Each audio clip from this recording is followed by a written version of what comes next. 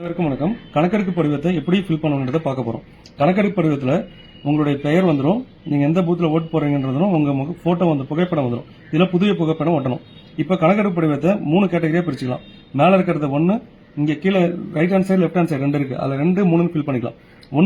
ஒன்னு எலக்டார் இந்த 2025 யார் யாரெல்லாம் வாக்காளராக இருக்காங்களோ அவங்க எல்லாருமே ஃபில் பண்ணணும். அடுத்தது 2, 3 எப்படி ஃபில் பண்ணணுன்றதை நம்ம அடுத்து பார்க்கலாம். இப்போ 1 நம்பர் எலக்டாரு 1 நம்பர் காலம் இருக்குல்ல, இது எல்லாமே 2025 வாக்காளர் பட்டியல் இருக்க எல்லாமே அவருடைய பெயர் முகவரி ஃபில் பண்ணிடுங்க. 2ஆம் நம்பர்ல யார் ஃபில் பண்ணா 1 நம்பர் எலக்டாரு 2002லயும் அவர் பெயர் இருந்துச்சுன்னா அவர் 1, 2 மட்டும் ஃபில் பண்ணுவாரு. இல்ல எனக்கு 2002ல என்னுடைய பெயர் இல்ல, என்னுடைய தாயாரோ தந்தையாரோ அடுத்தது தாத்தா பாட்டி இவரு 4 பேர்ல யாரோ ஒருத்தருடைய பெயர் அதுல 2002ல இருந்துச்சுன்னா அவர் 3 நம்பர் காலத்துல ஃபில் பண்ணுவார். 1, 3 ஃபில் பண்ணுவார். ஓகேங்களா? இப்போ அதனுடைய உதாரணத்தை நம்ம பார்க்க போறோம்.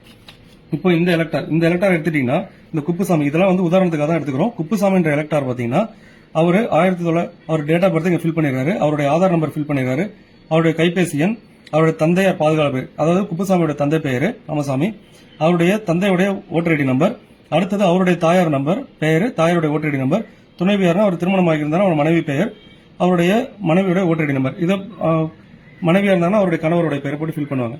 அடுத்தது இங்க இந்த எலக்டாரு 2025 ஒரு பெயர் இருக்கு, இது எல்லாருமே கம்பல்சரி ஃபில் பண்ண போறாங்க.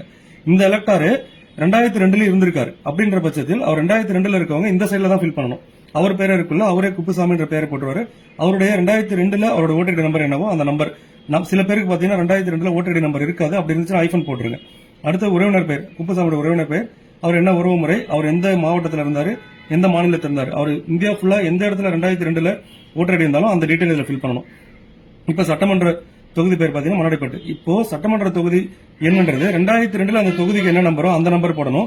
2002ல அந்த பாகத்தினோட என்னவோ அதை போடணும். இப்ப மண்ணாடிப்பட்டுன்றது 2025 தொகுதி எண் 1, ஆனா 2002ல பாத்தீங்கன்னா 15, சோ அதனால 15 போட்டிருக்கோம். அந்த பாகம் என்ன, அவருடைய வரிசை எண் போடணும். அடுத்தது அவர் கையெழுத்து போட்டுட்டு பிஎல்ஓ கையெழுத்து போட்டுருவாங்க. இவங்க இந்த உதாரணம் பாத்தீங்கன்னா இந்த எலக்டாரு 2002ல இருந்தாரு, அதனால 1ஆம் நம்பர் ஃபீல்டையும் 2ஆம் நம்பர் ஃபீல்டையும் ஃபுல்லா ஃபில் பண்ணிடுறேன். ஓகேங்களா? இப்ப அடுத்த உதாரணம் பார்க்க போறோம். அடுத்த உதாரணம் பாத்தீங்கன்னா இந்த எலக்டாரு 2002ல இல்ல, அதனால அவர் இங்க ஃபில் பண்ணல. ஆனா அவருடைய அம்மா இல்ல அப்பா இல்ல தாத்தா இல்ல பாட்டி யாரோ ஒருத்தவங்க 2002ல இருந்திருக்காங்க. இந்த எலக்டாருக்கு அவங்க அப்பாவே 2002ல இருந்திருக்காரு, அதனால என்ன ஃபில் பண்றாருன்னா அவருடைய டீடைல் ஃபுல்லா இங்க ஃபில் பண்ணிடுறாரு. ஃபில் பண்ணதுக்கு அப்புறம் அவருடைய உறவினர் இங்க பாருங்க, முந்தைய தீவிர திருத்தத்தின் வாக்காளர் பட்டியலில் உள்ள வாக்காளரின் உறவினர் பெயர்னா இவருக்கு உறவினர் யார், அப்பா தான். அவருடைய அப்பாவுடைய பெயர், அடுத்தது அவங்க அப்பாவுடைய ஓட்டர் ஐடி நம்பர், பழைய ஓட்டர் ஐடி நம்பர் 2002ல என்ன இருந்துச்சு அது, அப்பாவுடைய உறவினர் பெயர், அப்பாவுடைய உறவினர் சேகர்ன்றவர் அவங்க அப்பாவுடைய உறவினர் பெயர் ராஜா.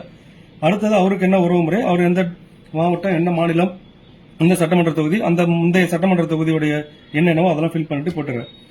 அடுத்தது இந்த 2 எலக்டார் பாத்தீங்கன்னா 2002ல இருக்கிறவங்களுக்கு தான். இப்போ ஒரு எலக்டார் இருக்காரு, இவருக்கு பாத்தீங்கன்னா இவருடைய பேரு 2002ல இல்ல.